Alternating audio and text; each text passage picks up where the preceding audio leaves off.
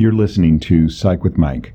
For more episodes or to connect with the show with comments, ideas, or to be a guest, go to www.psychwithmike.com. Follow the show on Twitter @PsychWithMike or like the Facebook page @PsychWithMike. Now, here's Psych with Mike. Welcome into the Psych with Mike Library. This is Dr. Michael Mahan, and I am here with Mr. Brett Newcomb. How are you today? I'm doing really well. We've been rocking and rolling, talking about this concept of happiness, or we were talking about this concept of happiness. Don't worry, be happy. In a previous episode that I'm not sure comes out before or after this one, so I get Yeah. But and so now I'm kind of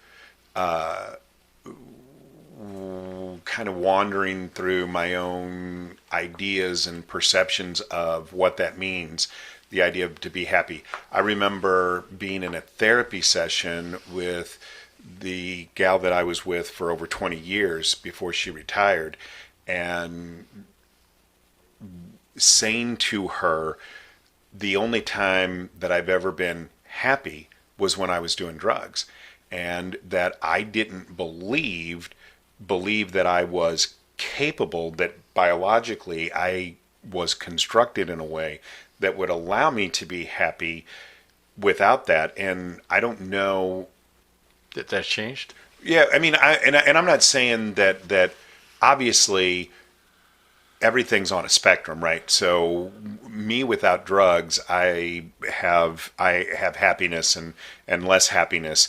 It's on the spectrum, but I've never experienced the kind of overwhelming sense of joy and ecstasy that I had when I was on drugs. And maybe you're not supposed to. Maybe that's not even supposed to be a part of the human condition, but maybe that was always false. You think that joy and ecstasy was a result of the chemical behaviors in your body induced by the chemicals you put in your body? Or do you think that taking those drugs allowed you to stop listening to the scripts that had been forced on you that were making you unhappy? And I don't know. I can't. I know you don't know. Yeah. What are your thoughts? I would like to believe the latter rather than the former, Right. Obviously. But because you kind of spent your life subsequently trying to reframe those scripts and rewrite them. So the question then becomes, are you happier? Yeah. And my initial knee-jerk reaction would be no, but then actually if I contemplate it, if I think about it, I would say yes. I don't know if that's a delusion. Yes, I don't know if I'm trying to talk myself into it. It feels like that I still have some aspect of me that holds back from being able to commit to that idea of happiness. But for me, that is inexorably connected and bundled up with the idea of self. And I don't think that I can separate those two things. And if I really were able to resolve whatever the intrapsychic conflicts I have over my perceptions of self, would that then give me the ability to be happy? I think that's what you were saying earlier in a different way. Yeah. I had conversations with a number of people who've been diagnosed with ADHD, and they've been put on medicines to help regulate themselves. And they will regularly say, when I'm on the medicine, the noise in my head stops. I can think clearly. When I'm not on the medicine, I can't even control myself from making random noises. I'm wondering if the chemical change in the system from what might today be illegal drugs, if there's some benefit that can be obtained from those in terms of quieting the noise inside us from anxiety or frustration or disappointment or guilt. What if you could take a pill for that and quiet all that down? Would that be the answer? Some people say, oh, meditation. Others say, oh, prayer. Others say, oh, marijuana. What are the chemical physiological components of those ingredients that mess with our minds and our thought processes and our behavior choices. So then, let's accept the premise for just the sake of argument, that the drugs change somehow something in the brain that allows you to filter out the noise. Well, we've talked to alcoholics for years, and alcoholics will regularly say, I drink to stop hurting. I don't drink to feel better. Mm-hmm. What if that's true? What if there's a pain that they are experiencing that alcohol alleviates? Mm-hmm. And the negative side effect of the alcohol is, you can't control your physical body. You urinate on yourself. You throw up. You pass out. You can't drive a car. You destroy your liver and die. Eventually, if you have enough of it. Yeah. But in the meantime, you're not hearing all those horrible things or feeling all those terrible things that hurt. Mm-hmm. So can we find a balance point? If we don't just rule out a thumb like, oh, that's terrible, that's forbidden, you can't do that. Mm-hmm. What if we could experiment with finding some chemical ingredients like that would fight severe chronic depression, or that would fight physical pain? We talk about people that are dying and they're in hospice, that are in agony because their physiology is torturing them, and doctors have the question of how much of this drug can we give them to stop their pain, or will it be too much that'll just stop their system, or are we killing them, and so then you have all these ethical discussions and family fights, and police sometimes get involved in, well, did the doctor or the family kill them for the convenience of the inheritance, or were they truly in that much agony? And what would, there are just so many unanswered questions, and I think for me, hypothetically, the question about addictions and drugs and drug abuse comes to the question of, is there a way where that could be positive in terms of outcomes, of good outcomes in terms of people's options? I don't know. So the question would be, could we identify the ways in which the drugs work, and what areas of the brain are they operating on? Could we figure out what are those areas? We've done a couple podcasts in the last 6 months about that kind of research on drugs that for 40 years was banned by the government. Right. They wouldn't let you do the research. Now some people are starting to do the research, with drugs like LSD. Mm-hmm. Now, is there an extreme? Can you commit suicide? Well, yeah, you can play Russian roulette and you pop a cap and the wrong one, you die. Mm-hmm. But is there benefit that can be derived? Mm-hmm. Is it worth, as a society, giving permission for that to be studied? Right.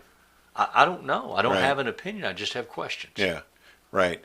So if we could identify the areas of the brain that those drugs are affecting and figure out why that is beneficial to the individual, could we then allow that to be something that the individual engaged in as a way of being able to control for these deficits? So would so anhedonia is the word for not being able to feel happiness. Okay. All right. So that's just the technical word for it. I actually knew that. I'm not saying that you didn't, but and so is that a disorder that we could accept would be treatable the same as ADHD? Right. So with a happy pill. Yeah. If we could find the happy pill, whatever that would be. Right. Yeah. And then again, the question that I always ask, what's the cost-benefit ratio? Mm-hmm. So if I took that pill, what if it took 3 years off my life expectancy? Yeah. But in the meantime, the quality of my life is better. Mm-hmm. Who gets to decide? And so then, I guess for me, what my question would be is, if we did know what that process was, what those areas of the brain that the chemicals affect are, and why that's beneficial, then could the person, because this is, so whenever we think about people who are chemically dependent, we think of that as a deficit of character. Right. So what if it's not? Well, what if it's a biological thing? He's on insulin. He's chemically dependent. Yeah. He'll die without it. Right. But he's we don't not think about character that. deficient. Unless his character deficiency was he ate himself into diabetes. Right. And then should we require that person to lose weight to be not diabetic or give them insulin? Right. Yeah. So I think these are good questions, because my tendency is to say, if I can change my perceptions through the ingestion of a chemical and then be happy, I should be able to find a way to do that without the chemical. That's the I know. The American myth, the cowboy. Suck it up. Smoke them if you got them. Real men don't cry. Yeah. That's a cultural Mm-hmm. ethos, a cultural myth. Part of what we're asking, the twofold question, one is medically, chemically, physiologically, can we discover these facts, these Right. realities? And second is culturally, should we discover those things, can we apply them? Would Right. we? Or would Right. we say, no, real men suck it up. Real men just suffer a little pain. It's all about how you toughen yourself up for life. Well, and I recognize that that is a limited and culturally defined perspective that I have, because I don't have that same perspective about diabetes. I would never say you should be able to figure out how to not be insulin dependent. I would never say that. Yeah. But if you're type 2 diabetes. Right. If you're type 1, you don't have an option. Well, exactly. But I mean, either way, I mean, even if it's type 2 and you ate yourself into it, if you don't have your insulin when you're diabetic, that's going to be a problem. Yeah. And I don't have any issue with that. But Then I you still, go back. Culturally, society has marketed you into an addiction to corn syrup, Yeah. which increases the likelihood Right. that you're going to become diabetic and obese. exactly. Hello. So aren't they partially responsible? Absolutely. But how do we, Well, we give everybody guaranteed annual income. to be able to buy and, corn syrup and free medical Yeah. care and all the corn syrup they can swallow. and all the corn syrup you can swallow? All right, let's take our break and we'll come back and talk more about this on the other side. One of the reasons that I want to participate in this show is because it gives me an opportunity to clinically review my understanding of what therapy is and how it works, especially for the consumer. So my hope is that we will find conversations that broaden my understanding of that. And my hope is that we do that in a way that is useful but also entertaining for people, so that they want to listen, not only because they're getting good psychology information, but because they just enjoy the show. Easy listening with an informational twist. So That's a new tagline. They're not sitting there going, huh? Easy listening with an informational twist. I'm really good at this. I'm a professional. You're a professional. If it's Friday, it's Psych with Mike. Okay, we're back. So originally this wasn't the We haven't talked about way. the topic yet. Yeah. Well, but I mean, but I feel like this is the topic, and it wasn't what I had envisioned, but I think it's really, really helpful and beneficial, and it's actually even something that I'm finding is helpful for me. So, as I said, I would never think of a person who is diabetic as having a deficit of character because they took insulin. And yet I do think of myself or anyone else as having a deficit of character. What I was saying is that I don't have any problem at all being able to not see taking insulin when you're diabetic as a deficit of character, but I do have issues seeing that as not a deficit of character when we're talking about using drugs and being happy.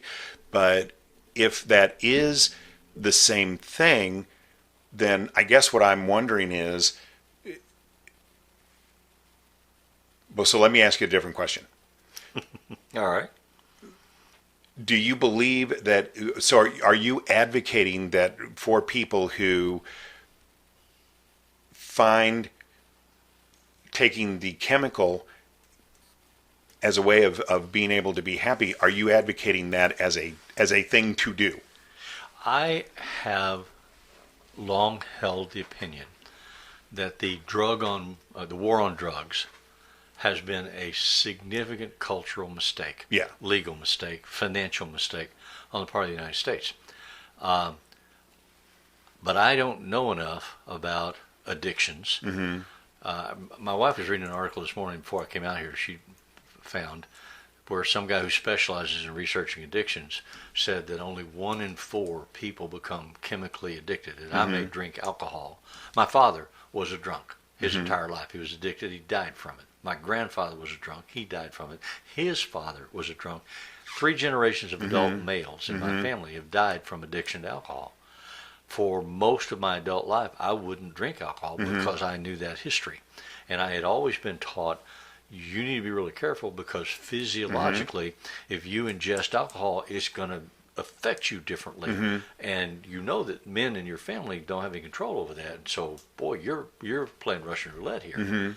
I drink now, and I drink however much I want to drink. I don't drink to the point of getting drunk very often, but I'm not addicted, and I don't feel a compulsion. I drink because I want to or because I like it. I don't drink when I'm upset. I don't drink when Well, I I'm was going to say, hurt or but you angry. don't drink necessarily, though, to try and be happy. No, I But- drink as a social amelioration. And what I guess I'm afraid of is that for somebody like me who's saying that happiness is elusive without... So what if I did? Let's just don't criminalize it. Yeah. Like, hell, get me treatment. Let me go. If I'm on heroin and I want to take heroin, and you say, "Oh, that's immoral. You're a bad person. We've got to lock you up." Well, we don't have to lock me up. Well, and I'm not even worried about it being immoral or locking people up. I don't advocate either one of those positions. But what I am afraid of is that for somebody like me who's saying, well, I've never really experienced the kind of joy and ecstasy that I experienced using drugs without using drugs. And so I want to use drugs to be able to be happy. I don't know. That feels a very slippery slope because I think that But I it's would not then... a one size fits all. We can't make society perfect. Now I know. So you might be that individual that just takes drugs and lives his life sitting on a tree stump somewhere, being happy, and not contributing to society and not accomplishing anything, and maybe dying early. Yeah, I don't know that I would be happy doing that. Well, I don't know. You're just saying, what if I was? What if I started taking this drug and Yeah. it took over me and I just couldn't function? Well, I think to be happy, I would have to be able to function. I think that's a part for me of being Well, happy. I would agree. But I would be afraid that would be a So slippery there's a slope, and I percentage wouldn't of be that. able to. There's a percentage of that. There's a percentage of that for every risk that you can identify. Yeah. A certain number of planes fall from the sky. A certain number of cars have accident. Certain number of heart attacks occur. Cost-benefit ratio. Which is a better way for our society to go for most of us? What does that cost? Does it cost us that 6% will sleep in the gutter and die in a alcoholic or drug-induced coma? Maybe. Are we willing to pay that for the absence of all the misery and pain that you postulate might occur? I don't know the answer to that, but I think that's the question that you have to start asking. You don't just come in with some moral code and enforce it on everybody. Right. Well, and for me, I'm not even necessarily hung up on the morality of it or the addiction even piece of it, or So should what we are you be hung up? criminalized? Well, the idea of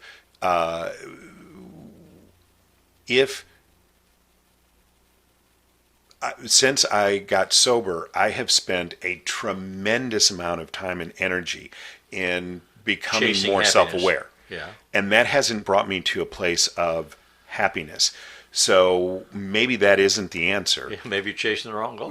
Maybe. But then if I were to go back and start using drugs and experiencing that happiness again, I don't know. First off, is that chemical? Is it artificial? So is it not real because it's being induced by a chemical? And secondly, So I think there's some secondary questions too. okay. First, like if you personally could ingest this chemical and be happy, yeah, and then you drove a car and you ran over me, exactly. I would say no, you're not allowed to do that. But if you could do that in a way that it just affected you, I don't care. Why should I care? No, and again, I'm not hung up on the But there's criminality of it. personal and there's societal Yeah. consequences. I'm more hung up on the why doesn't introspection lead to that? There are those who say who that say it does, but that has not but been you haven't my been able experience. to ingest enough introspection Maybe to be happy. Yeah, maybe not, but it just that doesn't feel to maybe me. you need to take a couple pills and meditate. Well, two birds with one. Well, no, one bird with two stones. yeah, exactly. Yeah. One bird with two stones. Yeah. And so what I've never done is exactly that experiment. So I've never done the drugs and the introspection and seen if that has other additional benefits. But what I have not experienced is introspection creating the same foundational kinds of happiness, which I feel somewhat then disillusioned about because my expectation was that it would. Yes.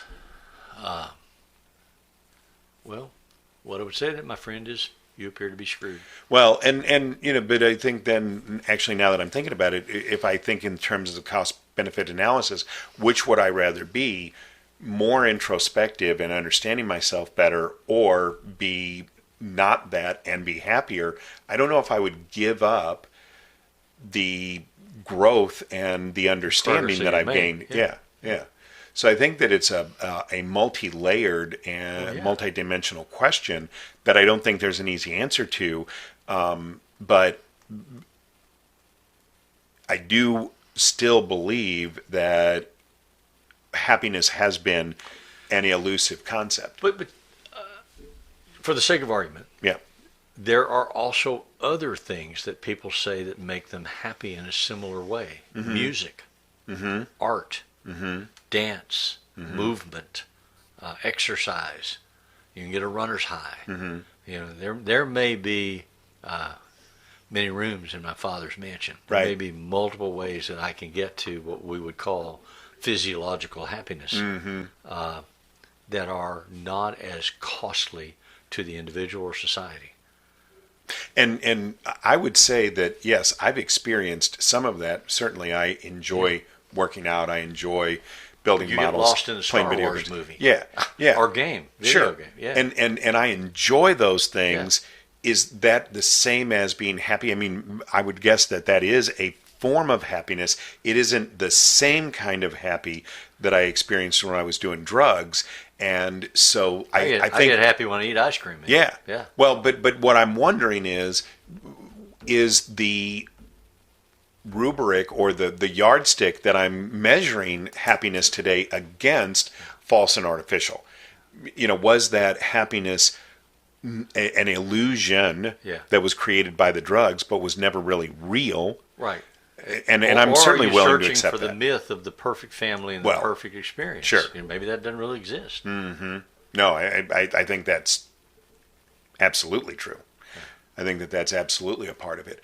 And again, you know, this was obviously not the conversation. Everybody wants to go to heaven. Nobody wants to die. Right. Yeah. Well, I mean, exactly. Yeah. That's so true in so many different ways. And this wasn't the conversation that I was expecting to have, but it's been, I think, a great conversation. It's really helped me to flesh some things out, and hopefully it will also be that for other people. But I'm really genuinely interested in hearing other people's concepts about this. So if you are listening to this and you have some ideas about what we're talking about, please send those to us at psychwithmike.com. And if you have ideas about other ways, other things that you would like us to talk about, or other ways of thinking about this particular topic, send those to us at psychwithmike.com. The music that appears in Psych with Mike is written and performed by Mr. Benjamin DeClue. And as always, if it's Friday, it's Psych with Mike.